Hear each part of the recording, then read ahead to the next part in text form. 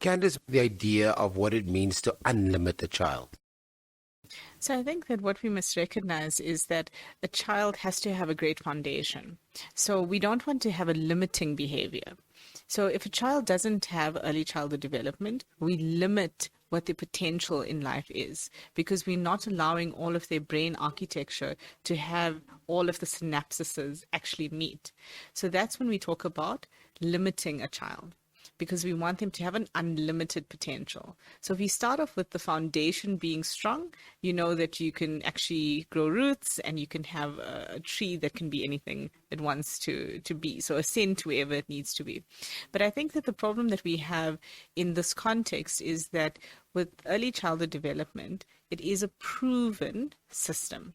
So there is a famous Nobel Prize winner, James Heckman, and he talks about the 20-year investment. It shows that if you invest now, you have a society that has less societal problems, so less limiting behavior.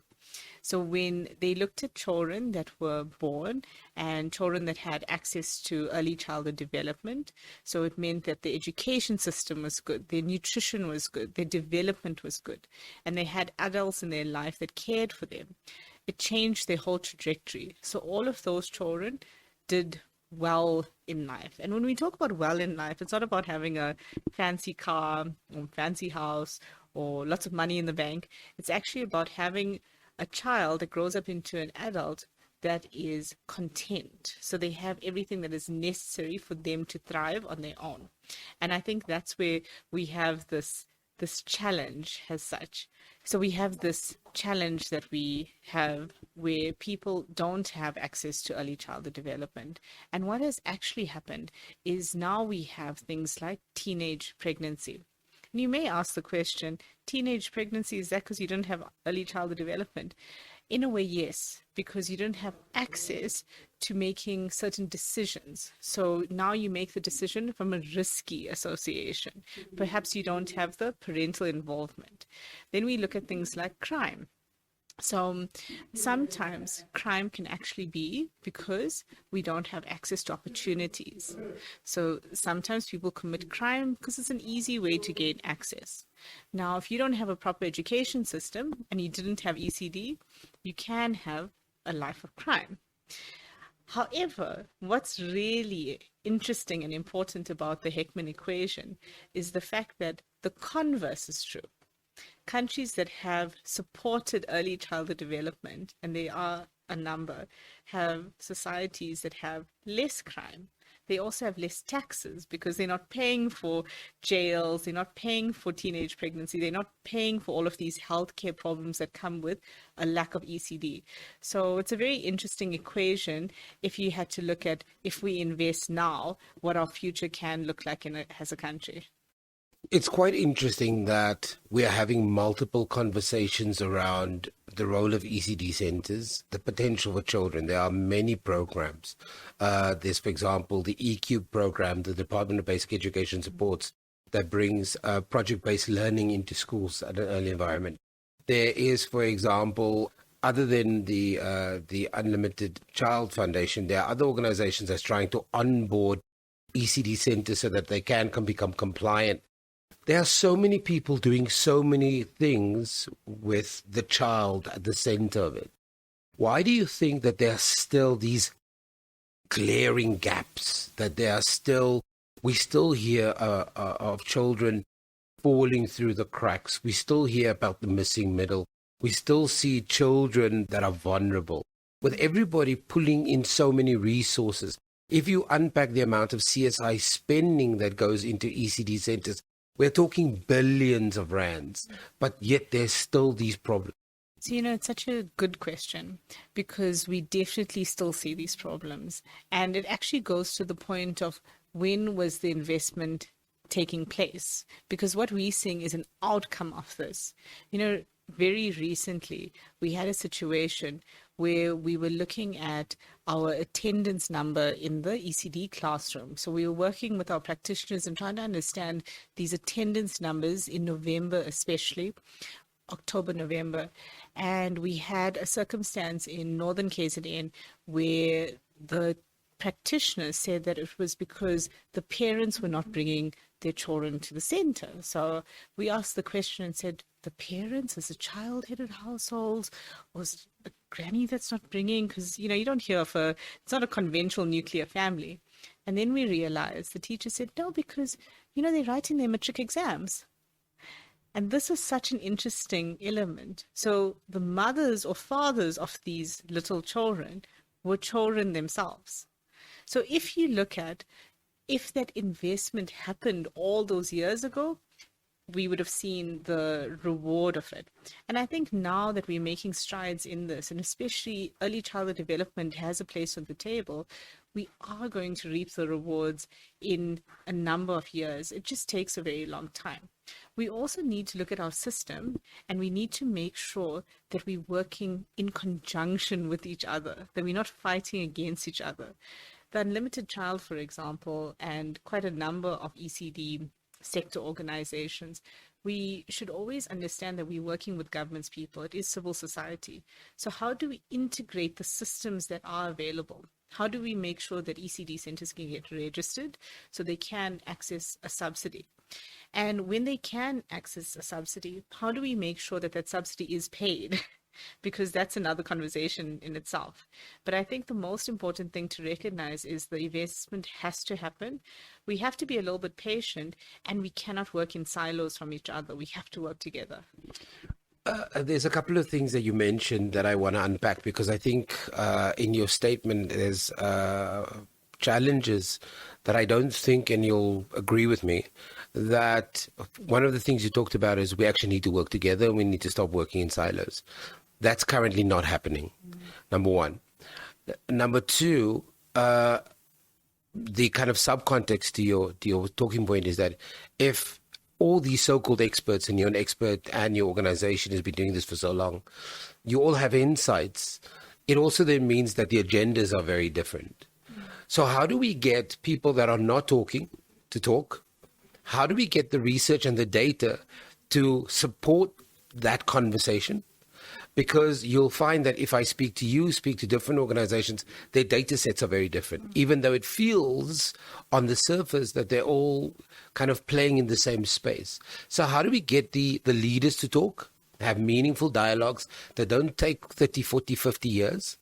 But how do we get the data sets to support that conversation? I think that the one thing we need to do is we have to get the data sets to talk to each other. Has somebody that loves science, for example, if we look at gravity, we don't have all different sorts of gravity. It's all the same gravity. So I think that we need to start understanding the data sets, but what are we using the data for? Because when we look at early childhood development, for example, there are many facets of it. There's nutrition, there is infrastructure, and there's education. There's actually 3 different facets. So how do these things all speak together, and how do we get people working in that space to actually talk to each other, whether it's a non-profit, whether it's a corporate, or whether it is a government organization? So I think that's the first thing that we need to apply our minds to, the data and what is the data set used for. But I think also we need to understand what is the sustainable development goals that we have, so the SDGs. So even in South Africa, we work with SDGs because they are primary goals. So for early education, there's 2 different SDGs. SDGs. It's like a hard tongue twister today. However, there's universal access to early childhood development. So some access is better than no access, and this is true. There's also the SDG of educational opportunity. So where it's not access, but it's school readiness. So for the Unlimited Child, for example, we want to make sure that children get school ready. They're at risk of not being school ready to being school ready. So I think that what we need to also identify is, where are we driving? So which lane are we on? Are we universal access? But how can we get you as leaders to decide where are we going? I think I'm actually going to come from a different place. I think it's actually having the humility to say we want to work together. That it's not about money, it's not about investment, it's actually about the child and saying, how do we change the system? Because so often in the world, what we have is we have this state of affairs where we just want to say that we're the best, be the biggest. And does it actually really matter? I think it's about having the humility to say that this is my lane, this is what I bring to the table, this is how we can partner. And also, this is where my secret sauce lies as well.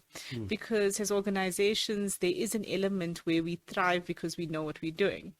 So I think that I don't know if it's an indirect way to answer the question, but I think that we, as organizations and as leaders, especially when we're the CEO or the founder, the chairman of the board, we need to make sure that we have the conversation on the table that talks about this is not about being the only, it's about being an answer. And there's a different context in that. Dr. Robin Whittaker, who's the former head of Symphonia, talks about trust-based partnerships. And a lot of what you're saying talks to me that there's a lack of trust. And in order to have a trust-based partnership, there needs to be a set of criteria or some rules that we agree on. If I had to ask you the question, and you've mentioned this before, that you're open to partnerships, but if it was based on a trust-based partnerships, what do you think would be the fundamental element? Or maybe it's a bit hard to ask for one fundamental element, but what would you think would need to be part of that rules in order for the Unlimited Child Foundation to work with another foundation, if trust is one of the core components? So the element that we would need, it's a difficult question to answer, but I'm going to say it from a different perspective because the Unlimited works with many other foundations. So we have a beautiful partnership with the Mr. Price Foundation, with Ackerman's Foundation, and with Anglo American through Jet Education Services. And this partnership that we created has one specific value. And that value, like you said, is we always do the right thing, no matter what. So when we have these contracts that we sign before the partnership, I mean, we meet beforehand. It's like that marriage. It's saying that we have to do whatever's right, no matter how we feel about a situation, no matter if we've had a bad day. It's actually about saying, what did we set out to do and how did we do it together? So I think that if we start that relationship off with trust, but also having the same goal in mind, that's where we can actually make a difference. For the Unlimited Child, I can say that we've had these amazing partners when we didn't take our ego to the table, where we wanted to make sure what we was doing was good for the child, and where we recognize our own strengths and our own weaknesses as well. So what we couldn't do, we just didn't do. What we could do, we did a good job and we shared the knowledge. So I think that's what, the way I'd answer that question. Final question, because I know you've got to go. I wanted to understand the unlimiting of a child. We've gone through this kind of journey of what would it look like? What does the environments look like? You've said it many times before now that it would take time and investment. If I had to put you in a hot seat and I had to say to you, this is based on your reputation as an expert, at what point will we be able to unlimit the child? At what point in the age group? Or no, how long would it take to unlimit the child? Because right now it's going to take investment, it's going to take time.